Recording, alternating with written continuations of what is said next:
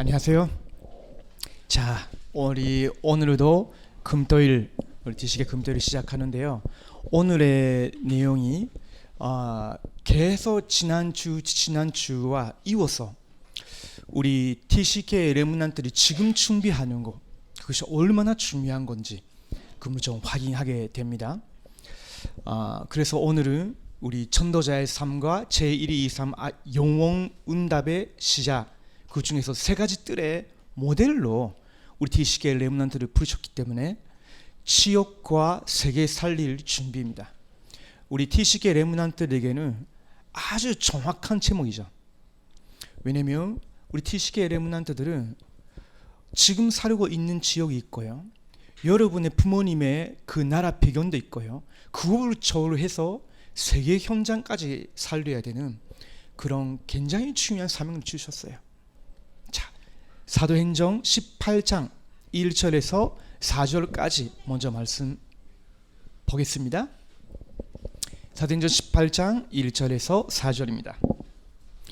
오늘도 성경 많이 볼 건데 오늘은 사도행전 중심으로 많이 확인할 거예요. 자, 우리 사도행전 18장 1절에서 4절입니다. 같이 봅니다. 시작. 그 후에 바울이 아테네를 떠나 고린도에 이르러 아크라라 하는 본도에서 난 유대인 한 사람을 만나니 클라우디오가 모든 유대인을 명하여 로마에서 떠나라 한 걸로 그가 그 아내 브리스키라와 함께 이탈리아로부터 새로 온지라. 바울이 그들에게 감해 생업이 같음으로 함께 살며 일을 하니 그 생업은 천막을 만드는 것이더라. 안식일마다 바울이 회당에서 강론하고 유대인과 헬라인을 권명하니라. 아멘. 아쿠라라는 사람은 유대인이고요, 그리고 프리스키라라는 그 와이프는 헬라인이었죠. 로마 사람이었죠. 자, 이 구체 결혼한 부부인데 이 사람들은 바울과 만나기 전에 이미 예수가 그리스도라는 사실을 알고 있었어요. 그리고 그러면 내가 있는 현장에서 하나님의 나라의 일이 이루어지는 것이 하나님의 뜻이구나, 그것을 위해서 하나님이 우리에게 성령의 충만함을 주시는 거구나, 그렇게 해서 로마에서 자기의 천막을 만드는 그 사업을 통해서 하나님의 나라의 일을 계속 누리고 있었는데, 그 당시에 로마 황제 클라우디오 황제라는 사람이 그 아크라가 유대인이라는 이유 때문에 유대인들은 자기들에게는 다른 왕이 있다 라고 주장한다는 소문이 퍼져가지고 유대인들이 그 당시에 로마 그 땅에서 추방당했어요. 어쩔 수 없이 이 부부가 고린도로 내려온 거예요.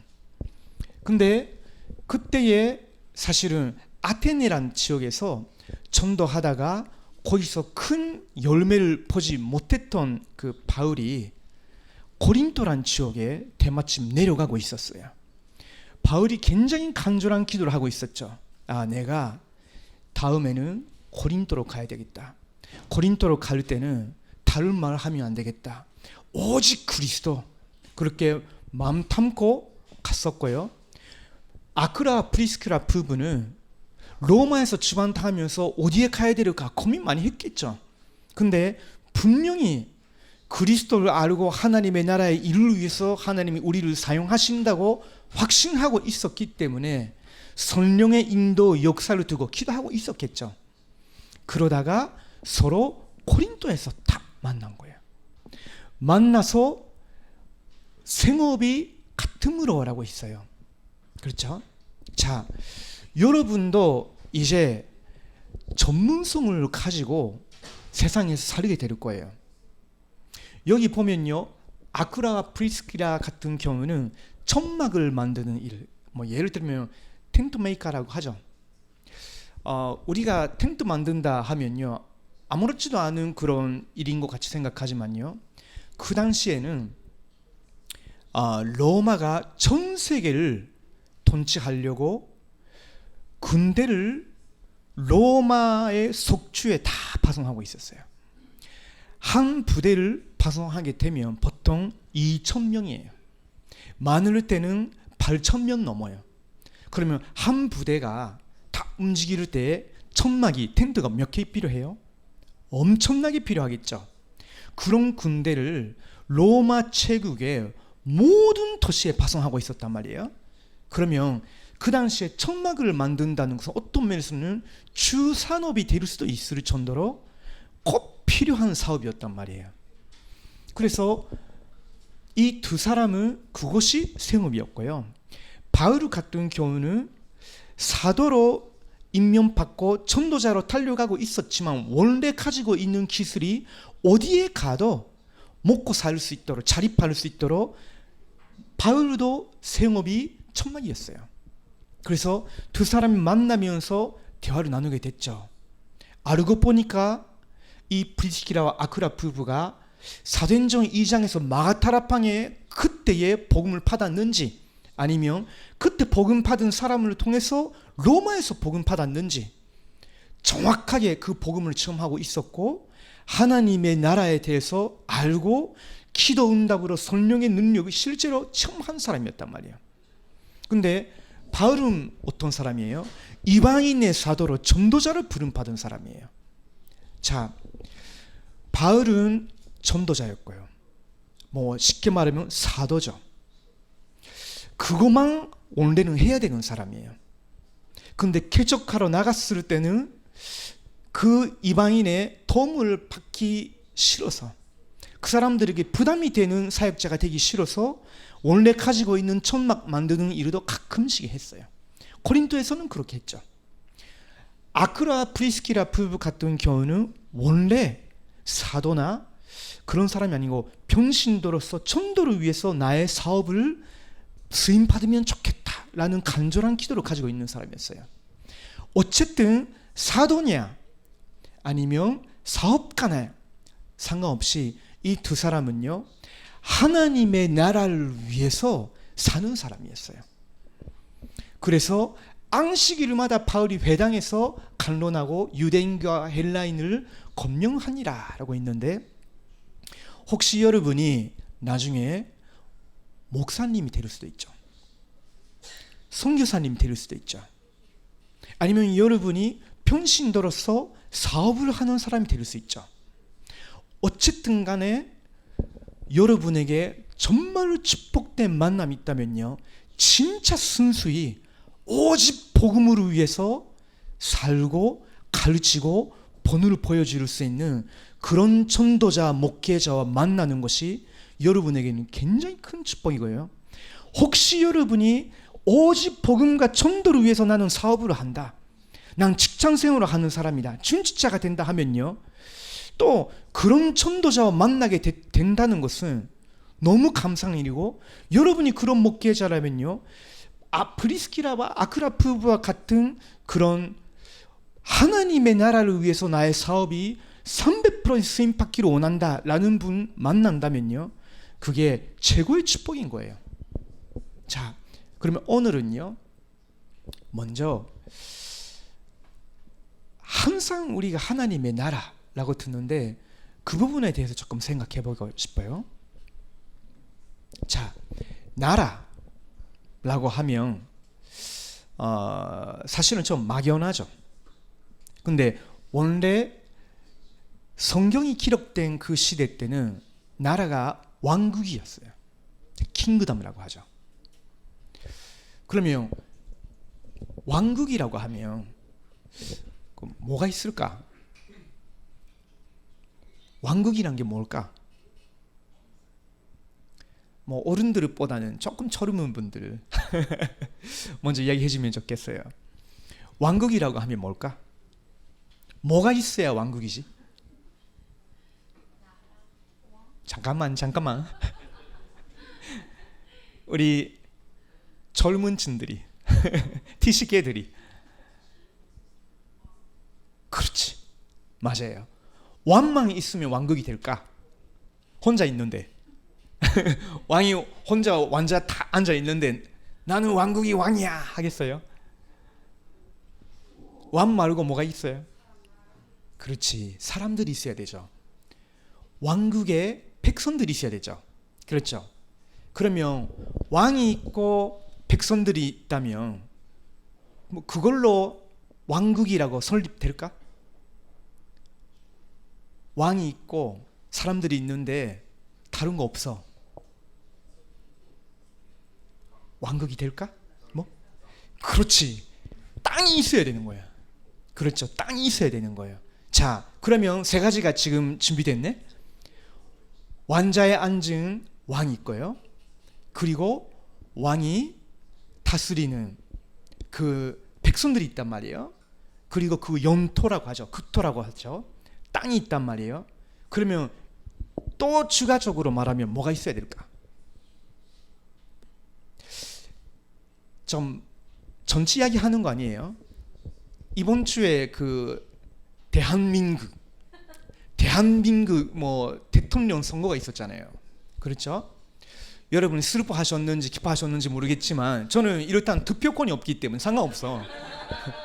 어쨌든 하나님의 주권이라고 그냥 믿고 그냥 누리는데, 근데 여러분은 자 대통령이 바뀌는 것 때문에 뭐가 불안하고 뭐가 기뻐질까? 특별히 이번에는 약간 진보 아니면 좌파 그쪽 색깔이 강한 그런 대통령이 됐단 말이잖아요. 그러면 뭘 많이 교회 다니는 사람들이 걱정하는 거예요?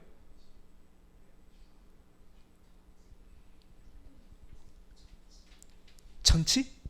그렇지. 정치에서 다루는 가장 핵심적인 거 몇 가지가 있겠죠. 뭘까? 물론 경제도 경제지만요. 자, 이제 좀 볼게요. 법이에요. 그렇죠. 법이에요. 어떤 나라에도 왕이 있고요. 그리고 뭐 왕이 아니면 수상이 있죠. 아니면 대통령이 있죠. 그리고 백성이 있고요. 영토라는 그 땅이 있단 말이에요. 그러면 거기에 살고 있는 백성들은 반드시 그 나라의 법을 따라야 돼요. 그렇죠. 그 나라의 법을 따르기 싫으면 나가든지 감옥에 들어가야 돼.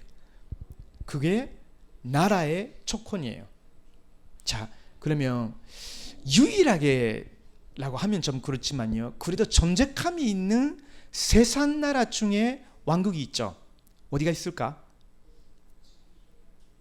거의 왕이 있는 나라라 할지라도 거의 상징적이죠. 조금 더 세상 사람들이 거기는 그래 왕이 아직도 존재감이 있네 라는 나라가 있어요. 어디가 있을까? 그렇죠. 그거를 볼게요. 자, 여기는 유나이티드 오브 킹덤이에요. 그 영국이란 나라예요. 자, 저기 별로 인기는 없지만요. 찰스 왕이에요. 예전에는 그 엘리자베스 여왕이었죠. 그때는 사람들이 엄청 사랑했어요. 근데 이 사람은 별로 인기가 있는 건 아닌 것 같아요. 그래도 왕이라. 그래도 왕이에요. 별로 사실은 정치적인 힘이 있는 건 아니지만요. 항상 정치인들은 왕과 같이 식사하면서 상의를 들어야 돼요. 그 정도로 영향력이 없는 건 아니에요. 그리고 왕이 다스리는 영토가 잉글랜드, 웨일스, 스코틀랜드, 노선 아일랜드. 여기는 아일랜드 독립국가예요. 제 아내 나라가 여기예요. 자, 이 사람들이 누구죠? 영국 백성들이죠. 그렇죠? 여기 보면요, 색깔이 다양해요. 아주 다양해요. 일본나 한국처럼 똑같은 사람들만 있는 것이 아니라 여기는 막 섞여 있어요. 자, 그러면 이 나라에 살고 있는 백성들이면 자기가 원하든 원치 않든 그 나라의 법을 따라야 돼요. 그렇죠? 그리고 그 나라의 영토 안에 있는 백성들을 지키기 위해서는 거의 모든 나라에는 군대가 있어요. 다른 나라를 침략하기 위해서가 아니라 그 나라 백성과 땅을 지키기 위해서 보통 군대가 있단 말이에요. 이게 나라의 대략적인 조건이죠. 자, 그러면 하나님의 나라, 사실은 지금 세상에 있는 나라 왕국이라 할지라도 거의 왕이 힘이 없어. 그러나 우리가 성경에서 말하고 있는 왕국이나 그리고 그것보다 더 큰 하나님의 나라라고 하는 것은 비교할 수가 없는 거예요. 왜냐하면 하나님의 나라는 하나님이 절대 주권자예요. 하나님이 모든 권세를 가지고 있어요. 그래서 그 나라 백성은 그 나라의 법, 그것이 그리스도의 법이죠. 하나님의 말씀이에요. 그것이 절대적인 거예요. 그렇죠?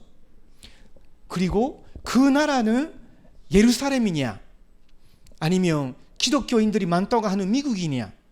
아니에요. 하나님의 나라는 사실은 아직 완성된 거 아니에요.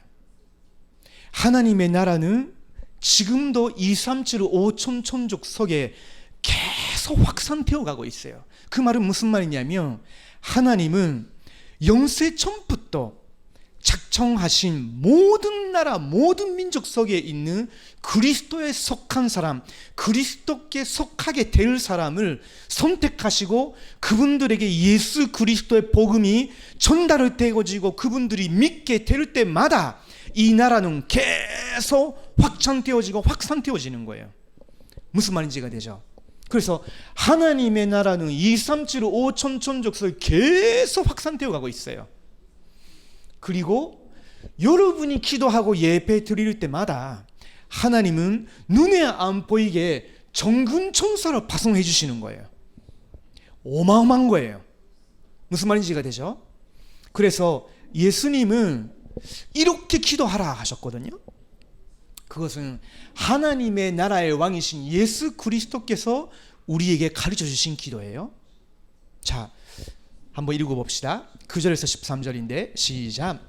그러므로 너희는 이렇게 기도하라. 하늘에 계신 우리 아버지여, 이름이 거룩히 여김을 받으시오며 나라가 임하오시며 뜻이 하늘에서 이루어진 것 같이 땅에서도 이루어지이다. 오늘 우리에게 일용할 양식을 주시옵고 우리가 우리에게 죄 지은 자를 사하여 준 것 같이 우리 죄를 사하여 주시옵고 우리를 시험에 들게 하지 마옵시고 다만 악에서 구하시옵소서. 나라와 권세와 영광이 아버지께 영원히 있사옵나이다. 아멘. 자, 첫 번째 기도 뭐죠? 우리 아버지요 이름이 거룩히 여김을 받으시오며 라고 있죠. 왜 그래요? 아버지 하나님 그리고 주 예수 그리스도의 이름, 그분이 하나님의 나라의 왕이시기 때문에 그분의 이름이 영광 받으시도록, 그것이 지상에 지금 살고 있는 하나님의 나라 우리 레므난트들 백성들의 첫 번째 드려야 되는 기도인 거예요. 자, 두 번째 기도가 뭐죠? 나라가 임하오시며 라고 있어요. 왜 이렇게 기도할까요? 하나님의 나라는 지금 이미 시작했지만 아직은 완성된 거 아니에요. 그렇죠? 저와 여러분이 하나님의 은혜로 성령의 역사로 예수님이 나의 참된 선지자이십니다. 예수님만이 우리를 지옥 권세에서 하나님의 나라를 이끄시는 참된 선지자이십니다. 예수님은 나의 참된 제사장이십니다. 나의 모든 죄와 저주를 십자가에서 담당해 주신 참된 제사장이십니다. 예수님 나의 참된 왕이십니다. 나의 인생을 사로잡고 있었던 사탄의 권세를 무너뜨리신 나의 참된 왕이십니다. 예수님은 나의 구세주요 나의 하나님이십니다 라고 기도하고 마음에 모셔드리게 된 것은요, 이미 여러분이 하나님의 나라가 임한 거고 하나님의 나라의 백성이 된 거예요. 그렇죠? 그러나 예수님이 다시 재림해 오실 때까지는 저와 여러분의 삶을 통해서, 발걸음을 통해서 계속 예수 그리스도의 복음이 증거되어져야 되고, 그 복음을 듣고 그리스도께 돌아오는 사람들이 모든 민족 속에 다 부름받게 되면 그때 왕성이 되어지는 거예요. 무슨 말인지가 되죠? 그래서 우리의 두 번째 기도는 나라가 임하옵시며, 그렇고 세 번째 기도는 연결이 되어 있는 거예요. 뜻이 하늘에서 이루어진 것 같이 땅에서도 이루어지이다. 누구를 통해서요? 사무엘을 통해서. 여기에 계시는 우리 T10개 레므넌트들을 통해서 그 현장에 하나님의 하늘의 뜻이, 하나님의 나라 백성은 여러분밖에 없기 때문에, 지금 믿는 여러분밖에 없기 때문에 여러분 통해서 그 나라의 뜻이 지상에서 이루어지는 거예요. 그게 어마어마한 비밀인 거예요. 그래서 네 번째 기도, 오늘은 우리에게 일용할 양식을 주시옵고 란 말은 무슨 말이냐면요, 그냥 먹고 살기 위해서 기도하라는 말이 아니에요. 여러분에게 일용할 양식이란 말은 하루에 필요한 걸 말씀하시는 거예요. 옛날에 광야 생활을 했을 때 새벽마다 만나를 이렇게 받으러 갔잖아요. 그렇죠? 그 아침이 지나면요 다 썩어져요. 그렇죠? 그래서 아침에 그 하루에 필요한 것만 받을 수 있었단 말이에요. 왜 하나님 그렇게 하셨을까? 일주일 거 다 주시면 되는데. 그렇죠? 그 말은 무슨 말이냐면요, 광야에서 살고 있는 너희들에게는 내가 모든 공급주다. 너희는 지금은 아직 그 땅에 안 들어간다 할지라도 너희는 나의 백성이기 때문에 모든 것을 내가 책임지고 있고 너에게 필요한 모든 것은 내가 공급해 준다. 나를 바라보라. 24, 그 뜻인 거예요. 그래서 우리도 기도할 때, 일용할 양식을 할 때 그냥 필요한 돈, 필요한 음식으로 말하는 거 아니에요. 저와 여러분의 필요한 연료, 공부 때 필요한 지혜와 지식, 기억력, 그렇죠? 치력이라고 하죠. 재력, 건강이죠. 힘. 그리고 여러분에게 필요한 인력, 견제력, 인력, 필요한 모든 것을 24 매일같이 내게 구하라는 거예요. 왜? 하나님이 24 여러분의 기도 응답하기를 원하시고 24 하나님이 여러분을 하나님께 의지하기를 원하시는 거예요. 그래야 여러분이 하나님을 매일 매 순간 체험하니까. 그래서 다섯 번째 기도가 뭐죠? 우리에게 죄 지은 자를 사여 준 것 같이. 우리가 살다 보면 이런 일이 많이 일어나죠. 근데 예수님이 그 모든 거 용서해 주라고. 그것이 그리스도가 와이신 하나님의 나라의 백성다운 삶이요 마음인 거예요. 너에게 배를 끼치는, 피해를 주는 모든 거 용서하라. 왜요? 예수 그리스도께서 택한 모든 백성들의 과거, 오늘, 미래의 죄를 용서해 주시고 모든 형벌과 저주를 십자가에서 대신 받아주셨잖아요. 그러면 너희가 받은 은혜대로 너에게 죄를 범하는, 배를 끼치는 사람들을 다 용서해 주라. 그게 하나님의 나라 백성다운 마음이고 삶이라고. 그러면서 우리 죄를 사하여 주시옵고, 우리에게도 또 매일같이 그런 죄가 일어날 수 있죠. 여러분의 생각에서 나오는 거, 마음에서 나오는 거, 말로 하는 거, 행동을 하는 거, 우리는요 가만히 있어도 하루 종일 뭔가 나오게 돼 있어요. 그만큼 우리는 24 그리스도의 십자가와 성령의 충만함과 하나님의 말씀을 따라가지 아니하면요 항상 죄인답게 살아갈 수밖에 없는 거예요. 우리의 내면과 우리의 삶을 보면요 죄인이란 것은 부인할 수가 없는 거예요. 다만 불신자와 우리의 차이가 하나 있다면요, 우리는 율법을 완성시키지 못했는데 그리스도께서 우리 대신 율법을 완전히 완성시키시고 하나님의 나라의 완전한 의를 너는 이걸 믿었기 때문에 이걸 받으라고 우리에게 부여해 주신 거예요. 그래서 하나님이 저와 여러분 보실 때는요 그리스도의 의밖에 안 보이시는 거예요. 뭔 말인지가 되죠? 그 신분으로 봐주시는 거예요. 그러나 당연히 우리의 마음과 행함은 알고 계시죠? 그것을 하나님이 무시하면서 그냥 우리는 지금 뭘 해도 자유다라고 살기를 원치 아니하시는 거예요. 당연하죠. 그래서 우리의 마음에 있는 모든 것, 우리 삶에서 일어난 작은 실수, 큰 실수, 모든 것 하나님께 우리는 기도로 어떨 때는 고백하고 회개하기도 하고요. 새 은혜와 힘을 구하면서 매 순간 살아가는 거예요. 그것이 하나님의 나라 백성의 삶의 방식이에요. 자, 그러면 13절을 보면요. 시험에 들게 하지 마시옵고 라고 있는데 이거는 조금 의미가 잘 반영되지 못하고 있어요. 원래는 무슨 말이냐면요. 유혹을 피하게 하옵소서 그런 뜻이에요. 그래서 여러분이 혹시나 이상한 욕구, 보면 안 되는 거, 듣지 말아야 되는 거, 하지 말아야 되는 건데 나도 모르게 거기에 뭔가 이렇게 매력을 느껴가지고 유혹이 되는 이런 일이 일어날 수 있어요. 특별히 여러분 10대 때는 그게 강할 수 있어요. 10대 때 그런 일에 너무 친숙해지면요 20대, 30대, 40대 되더라도 그 각인풀이 체질은 안 박혀. 그래서 그걸 우리는 영적 싸움이라고 하죠. 왜냐?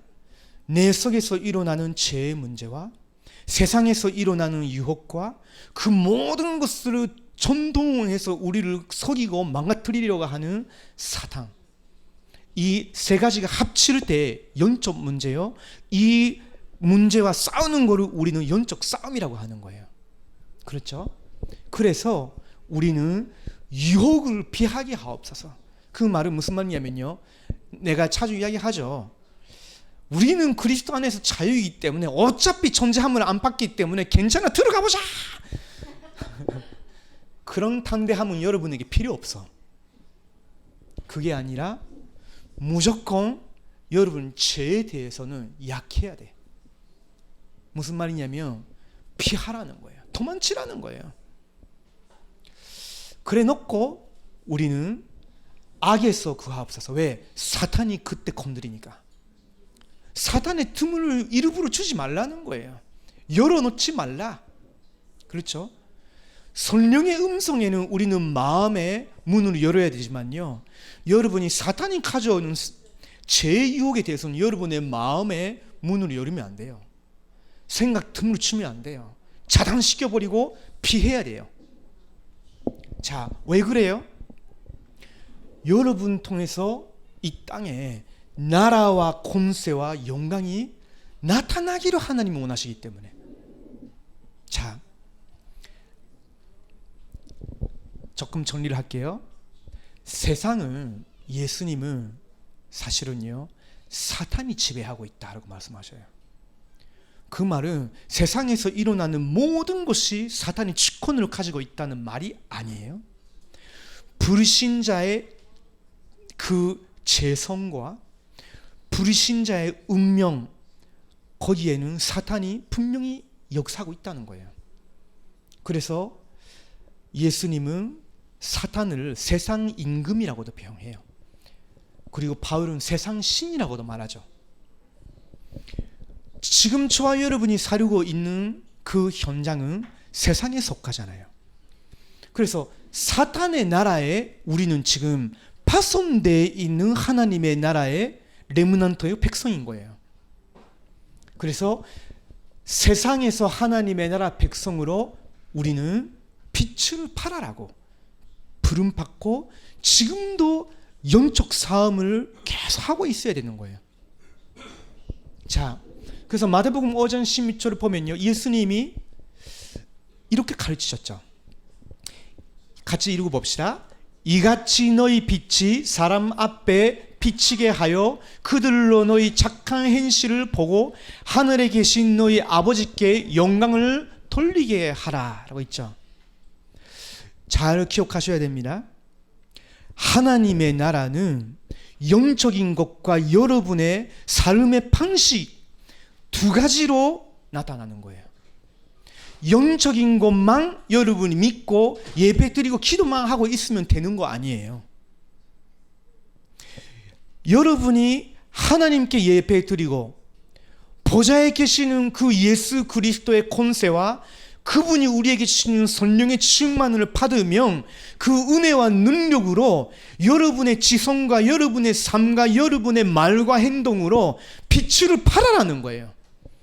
그게 하나님의 나라 백성의 삶이에요.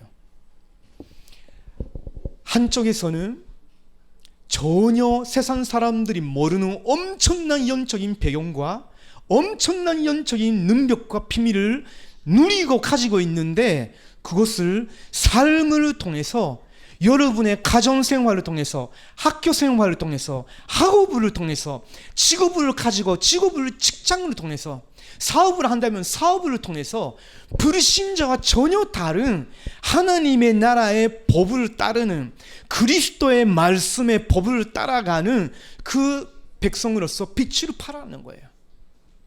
그걸 하고 있으면 불신자들이 여러분을 보고 진짜 그리스도를 믿는다고 하는 하나님을 믿는다고 하는 사람은 다르네.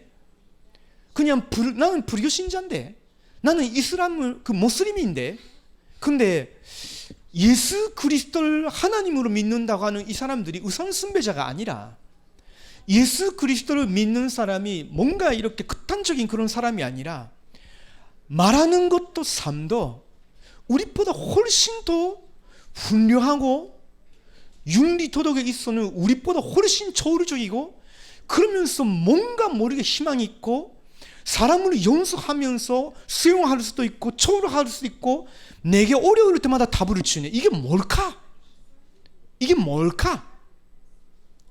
여러분과 관계를 가지면 가질수록 뭔가 우리하고 다른 차원의 뭔가 기준으로 가지고 사는 것 같고, 뭔가 여러분과 같이 있으면 있을수록 이 사람들 속에 있는 그 희망이 뭘까?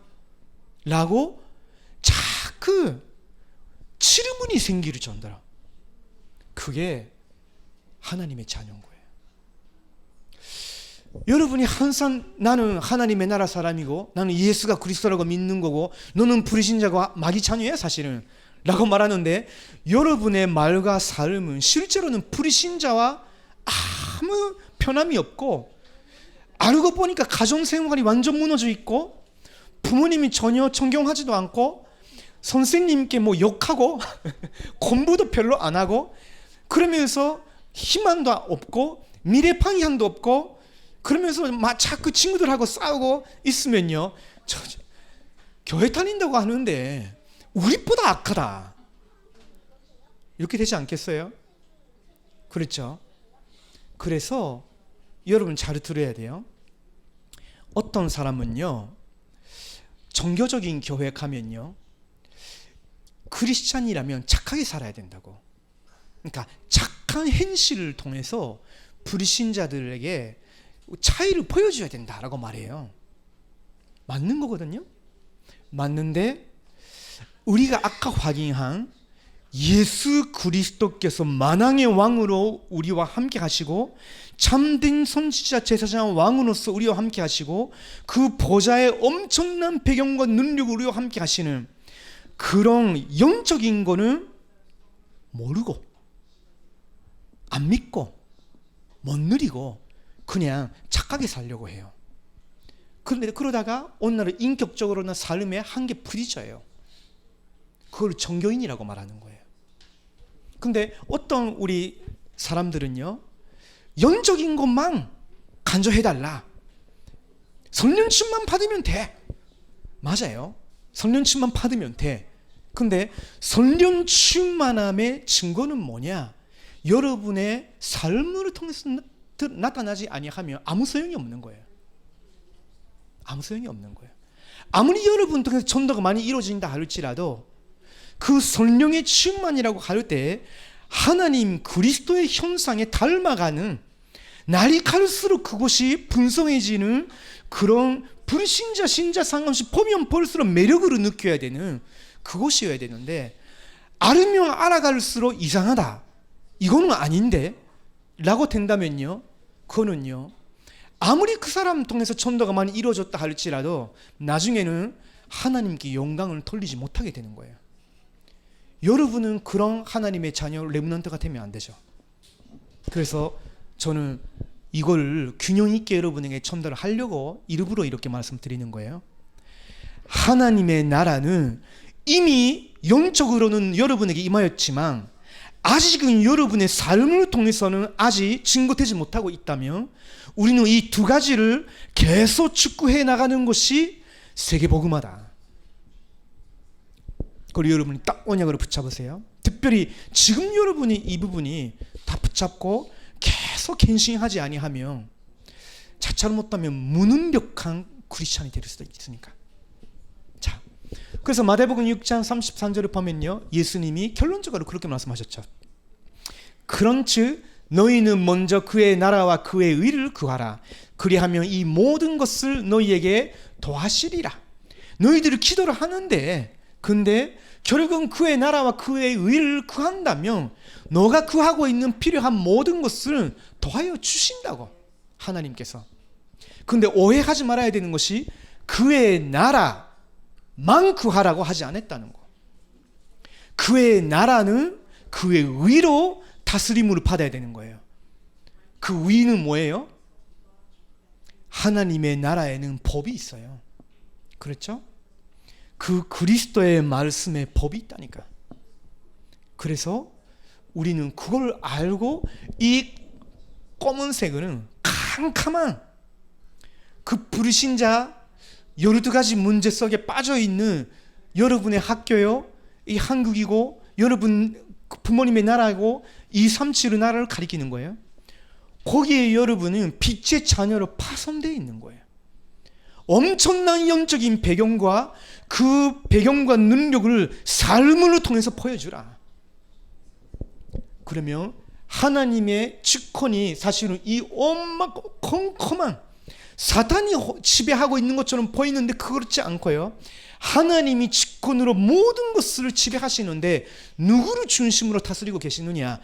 이 빛으로 가지고 있는 여러분 중심으로 모든 것을 하나님 컨트롤 하시는 거예요. 그래서 하나님은 목회자, 춘직자, 교회, 레므넌트, 이 하나님의 나라의 백성이 있는 것을 너무너무 중요하게 보시는 거예요. 자, 그래서 베드로전서 2장 9절에서 12절 말씀 같이 읽고 봅니다. 베드로가 이렇게 설명했어요. 시작. 그러나 너희는 택하신 족속이요 왕 같은 제사장들이요 거룩한 나라요 그의 소유가 된 백성이니 이는 너희를 어두운 데서 불러내어 그의 기이한 빛에 들어가게 하신 이의 아름다운 도구를 선포하게 하려 하심이라.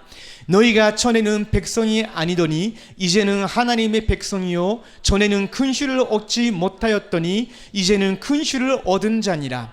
사랑하는 자들아, 고리민과 나그네 같은 너희를 권하노니 영혼을 거슬러 싸우는 육체의 전력을 제어하라.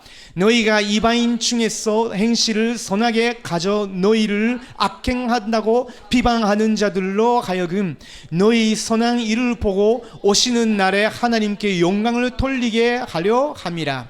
아멘. 이게 베드로가 그리스도께로 가르침을 받은 내용에 아주 균형이 있는 하나님의 나라 백성의 삶인 거예요. 자, 2장 9절을 보면 너희는 택하신 족속이요 왕 같은 제사장들이요 거룩한 나라의 그의 소유가 된 백성이다. 어마어마한 영적인 배경을 설명해주고 있는 거죠. 너희들이 얼마나 소중한 존재인지 아냐. 그래서 너희를 어두운 데서 불러내어 그의 기이한 빛에 들어가게 하신 이의 아름다운 덕을 선포하게 하심이라. 아름다운 덕이란 것이 뭐냐? 하나님의 아주 영광스럽고 고귀한 그런 말씀과 그 역사잖아요. 그걸 우리는 어떻게 삶을 통해서 보여줄 수 있어요? 영적인 힘과 여러분의 말과 여러분의 행동을 통해서예요. 이 세 가지가 항상 동반되어야 되는 거예요. 자, 그래서 10절에 너희가 전에는 백성이 아니더니 하나님의 백성이 아니었지 않았냐. 이제는 하나님의 백성이요 전에는 근시를 얻지 못하였더니 이제는 근시를 얻은 자니라. 그렇죠. 그래서 우리는 지금은 실수 죄를 범해도 사실은 용서받을 수 있는 거예요. 왜요? 그리스도 예수 안에 있는 생명의 성령의 법이 죄와 사망의 법에서 너희를 해방하였습니다 라고 있죠. 그렇죠? 아무도 저와 여러분을 존재할 수가 없어. 그렇죠? 그러나 율법의 저주에서는 해방받았지만 하나님의 나라의 법에서 해방받은 거 아니에요? 그리스도의 말씀, 하나님의 나라 백성다운 삶에서 해방받은 거 아니에요? 그 욕구는 그리스도 안에서 성령의 능력을 따라 우리는 계속 충족해 나가는 하나님의 나라 백성인 거예요. 그래서 11절 사랑하는 자들아 고려민과 나그네 같은 너희를 권하노니. 왜 이렇게 말하느냐? 지금 너희가 살고 있는 그 나라는 사실은 이미 완성된 하나님의 나라가 아니라 사탄이 지배하고 있는 세상의 현장이 아니냐. 너희는 지금 거기서 고려민 같고 나그네와 같이 살고 있다. 주님이 너희들을 부르시거나 주님이 재림 오셔서 완성될 때까지 네 영혼을 거스르러 싸우는 육체의 전력을 제어하라.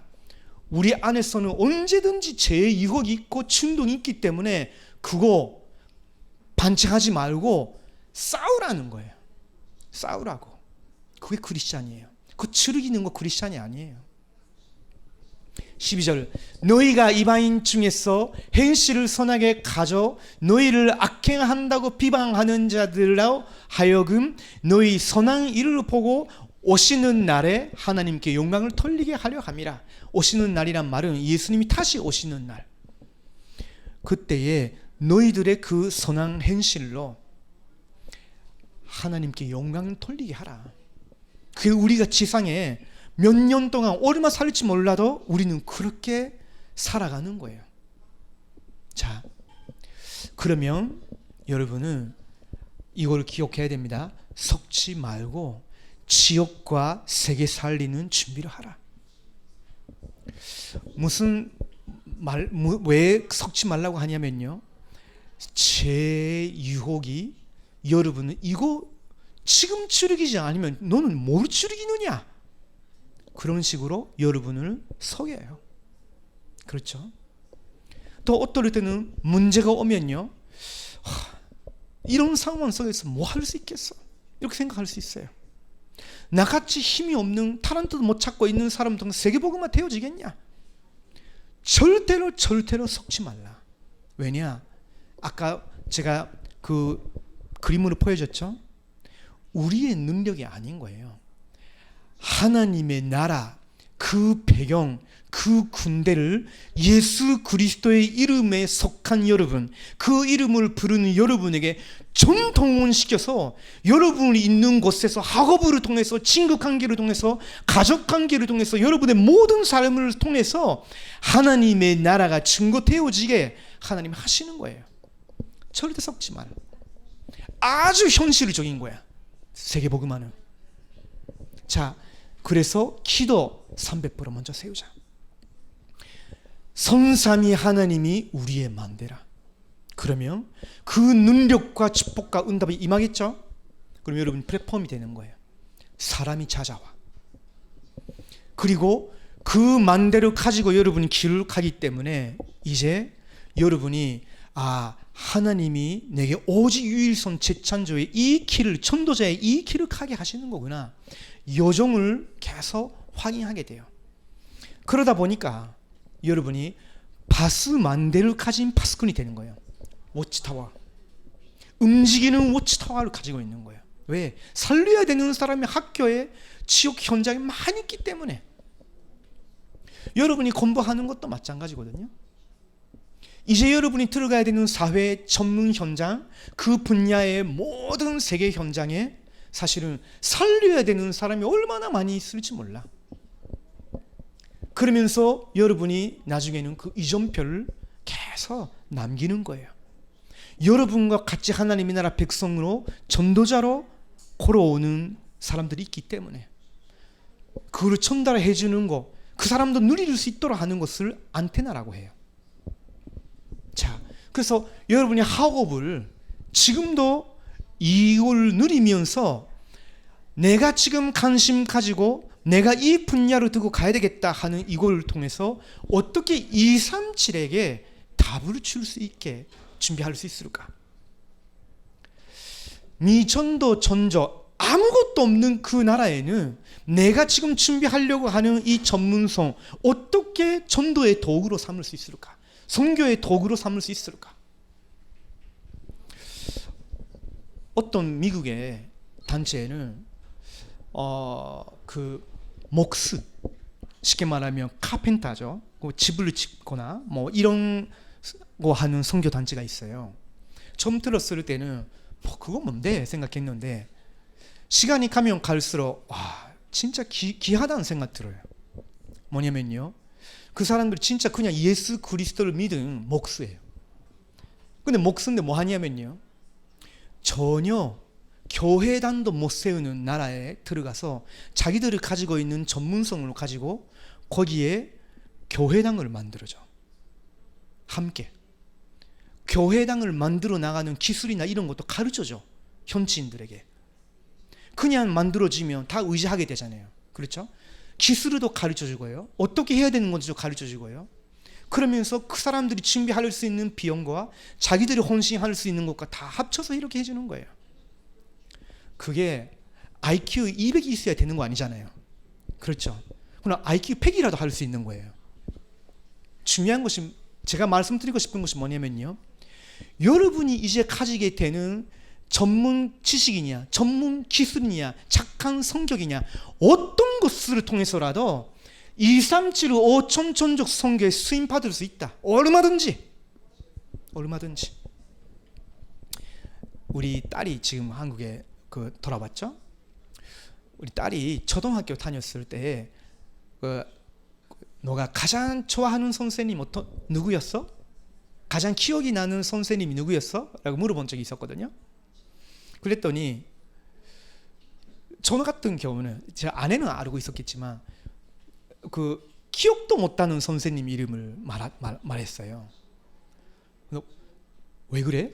물어봤는데 그때 하는 말이, 그 선생님이 사실은 몸도 약했고, 그러니까 사실은 그 계약된 그 기간을 마무리도 못하면서 그냥 기구를 해야 되는 상태가 된 선생님이었지만, 그 선생님만 학생들을 한 명 한 명 불러서 예수 그리스도께서 너를 위해서 무엇을 해주셨는지 복음을 전해주고, 그 복음을 전해준 다음에 너가 그 예수님 당신의 그리스도 구세주로 마음에 진심으로 영접한 적이 있냐, 모셔드린 적이 있냐 라고 물어봐줬대.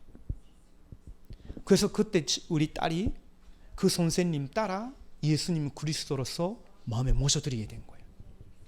그래서 그 선생님이 자기가 가장 기억에 남는다고. 그 말은 무슨 말이에요? 그 선생님 몇 년밖에 그 학교에 못 있었다 할지라도 사실은요, 교사지만 선교사인 거예요. 무슨 말인지 가 되죠? 여러분이 꼭 한 해에 뭡니까? 15기 벌어야 세계복음화 되는 거 아닙니다. 이거는 여러분이 기억하고 있어야 됩니다. 여러분이 하나님의 나라의 법에 어긋나는 그런 직업이라면 안 되죠.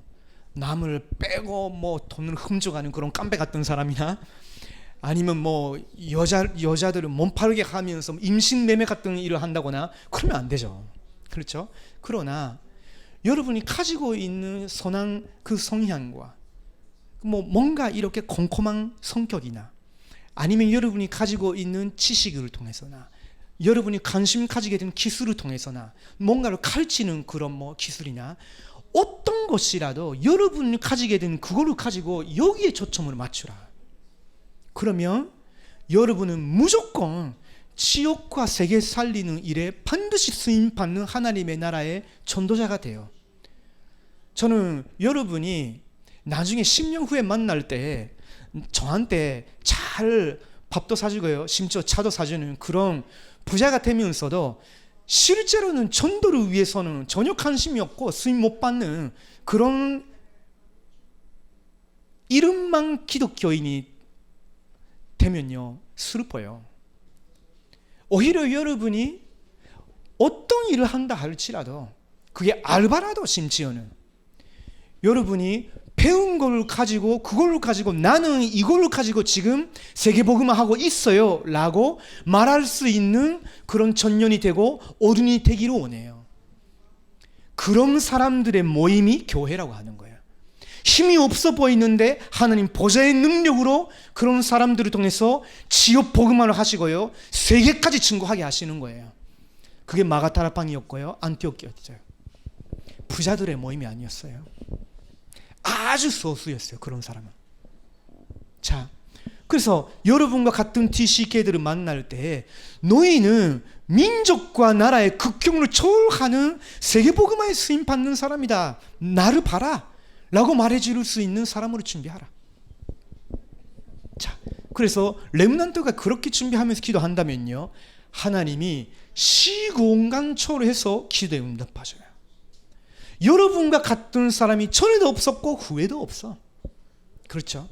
그러면서 실제 우리가 아까 확인한 것처럼 보좌에 계시는 그분의 임재가 여러분 현장에 실제로 임하고요, 여러분이 가지고 있는, 또 가지게 될 어부를 통해서, 달란트를 통해서 그 일이 계속 이루어져요. 계속. 뭐라도 괜찮아. 전소부냐, 간호사냐, 교사냐, 목수냐, 목사냐, 선교사냐, 아무거나 괜찮아. 무엇이라도 괜찮다. 여러분은 하나님의 나라 백성이기 때문에 하나님 무조건 사용하실 거니까, 아무리 작은 일이라도 그거 붙잡고 있고 여기에 방향 맞춘다면 하나님 보좌의 축복을 내리시면 어떻게 될지 몰라. 그렇죠? 록펠러 같은 사람은요, 별로 부자가 아니었어요. 전혀 부자가 아니었거든요. 근데 원래 사업할 만한 그런 머리가 있었던 거예요. 하나님이 그 어린 아이를 보좌의 축복으로 축복하기 시작하셨거든요. 예배, 기도, 그러면 사업을 할 때는 성경대로 해야 되는 거구나, 그리고 그 돈 벌면 성경대로 헌금해야 되는 거구나, 그걸 그냥 배웠거든요. 근데 하나님이 미국과 세계의 부자 중에서도 유일한 존재를 만드셨죠. 어떻게 될지 모른다니까. 자, 그래서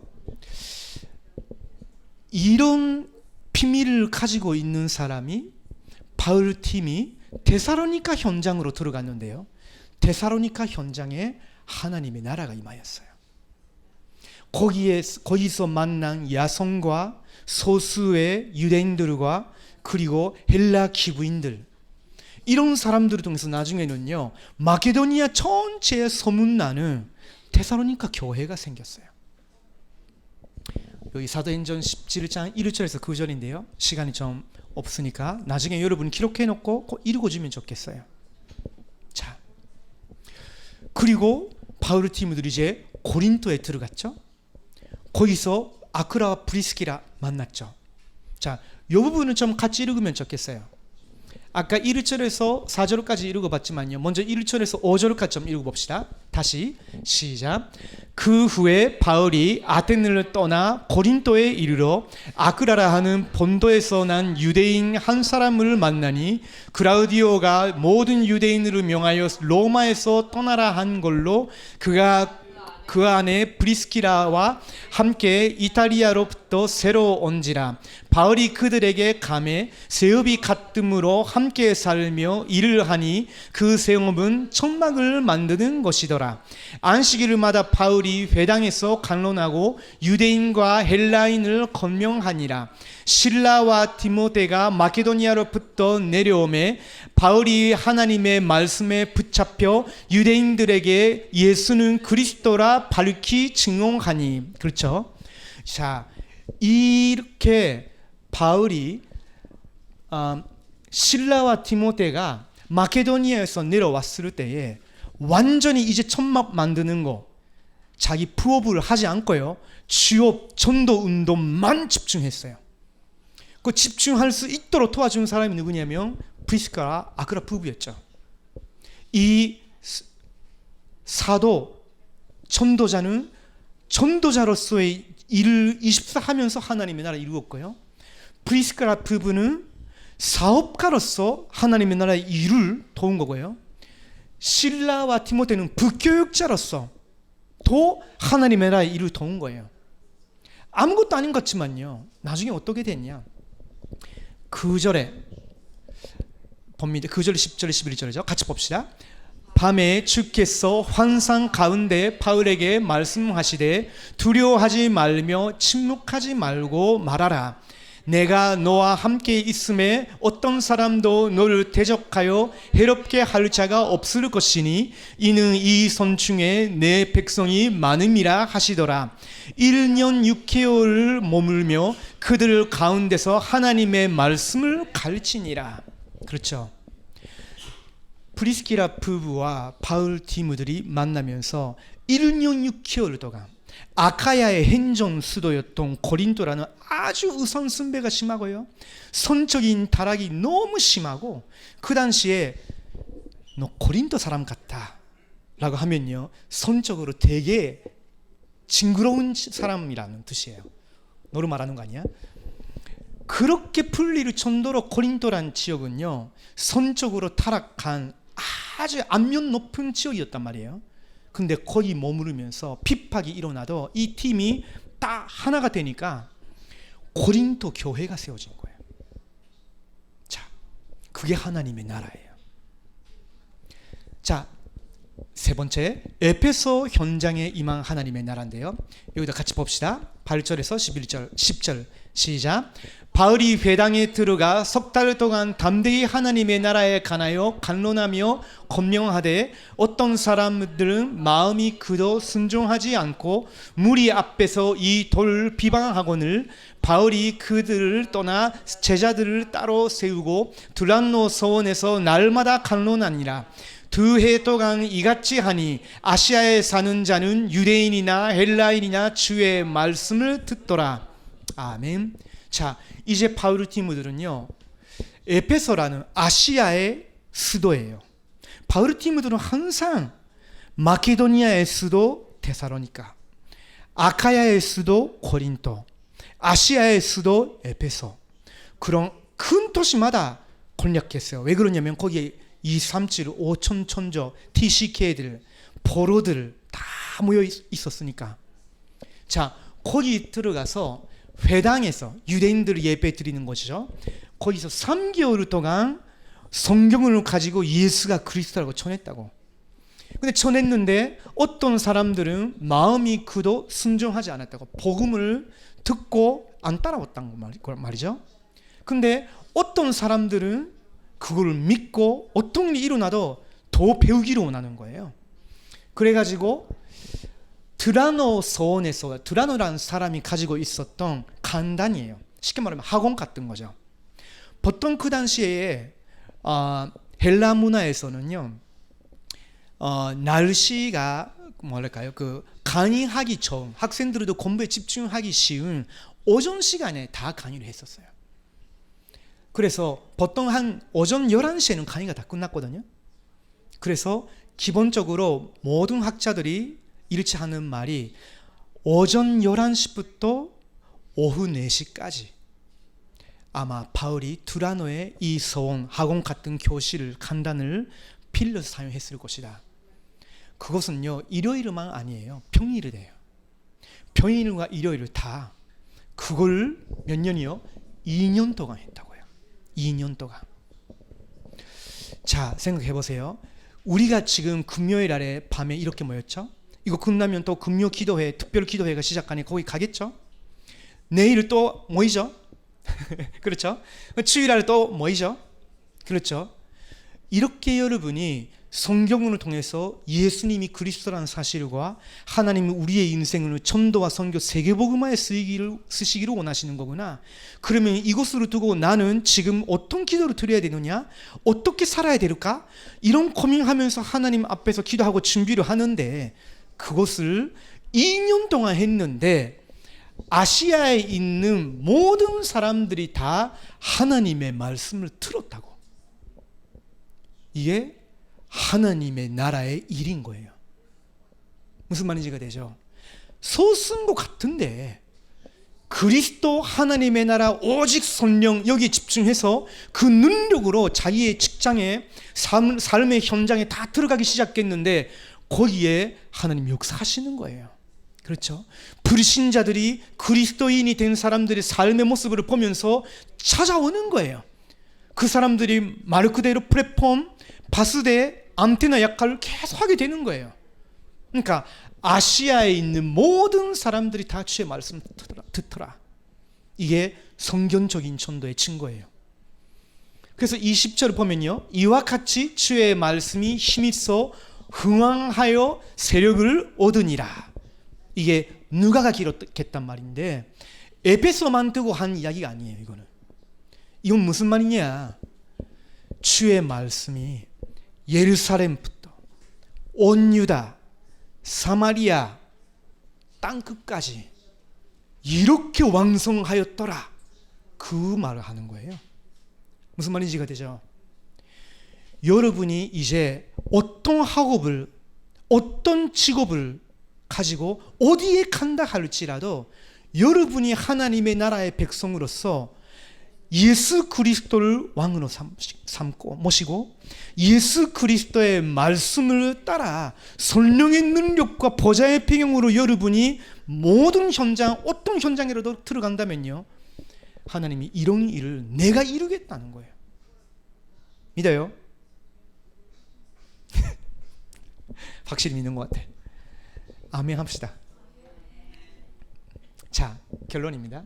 렘넌트가 지금 준비하는 것은 지역과 세계를 살리게 됩니다. 그렇죠? 이게 바울 시대의 로마예요. 로마 제국의 영토가 이렇게 넓었단 말이에요. 어마어마하죠? 근데요, 사실은 바울이 모든 현장에 간 거 아니죠. 그렇죠? 바울이 안티옥 중심으로 해서요, 그 다음에 서아시아에 1차 전도 여행 때 갔죠. 그러면서 그 다음에 마케도니아 이쪽이죠, 갔죠. 아카야 갔죠. 그 다음에 아시아 갔죠. 그 다음에 어디 갔죠? 로마 제국의 행정 수도였던 이런 데살로니카나 또 고린토나 에페소나 이런 곳에 갔는데 결국은 로마에도 가야 된다. 로마에 황제 앞에서 그리스도를 증거해야 되겠다. 결단 내리고 제수 신분으로라도 로마로 가기로 했단 말이에요. 근데 이 전도자의 여정으로 통해서 세계복음화가 이루어진 거예요. 그러면 저와 여러분의 믿음과 삶을 통해서도, 전도자의 삶을 통해서도 충분히 지금도 세계복음화 할 수 있다. 아멘 해주면 나는 힘이 납니다. 왜냐면 사실이니까. 그렇죠? 자, 우리 기도하고 개인 기도하는 시간 갖도록 하겠습니다. 하나님께서 저와 여러분을 이 시대의 하나님의 나라 백성으로, 이 시대의 하나님의 나라의 남은 자, 전도자로 지금 여러분의 학교, 가정, 이 나라, 가는 나라에 파송하셨고 파송하셔요. 하나님, 정말로 그 능력과 그 주시는 능력 안에서 내가 가지게 되는 그 오직 유일선 재창조의 일을 통해서 세계복음화 이루게 하여 주시옵소서. 우리 같이 조용히 먼저 기도하고요, 그리고 나서 마지막으로는 동성으로 같이 기도하도록 하겠습니다. 먼저 개인 기도를 드리도록 하겠습니다. 기도합시다. 기도합니다. 하나님께 감사를 드립니다. 하나님, DCK 렘넌트들과 함께 금요일 날 밤에 하나님 앞에 기도할 수 있게 해주셔서 감사를 드립니다.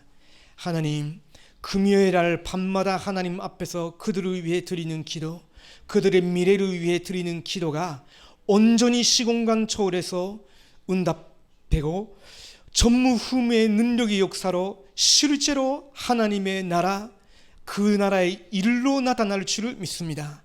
하나님께서 그 능하신 능력으로 그들을 완전히 붙들어 주시고 그들의 영혼, 그들의 마음, 그들의 입술, 그들의 삶, 혼자 있을 때, 가족과 함께 있을 때, 친구들과 함께 있을 때 모든 24일을 다스려 주시고 하나님의 나라의 백성으로서 전도자로서 지금 지역과 세계에 살리는 준비를 하게 하옵소서. 하나님께서 그들을 통해서 큰 영광을 받으실 줄 믿습니다. 살아계신 예수 그리스도의 이름으로 기도드립니다. 아멘.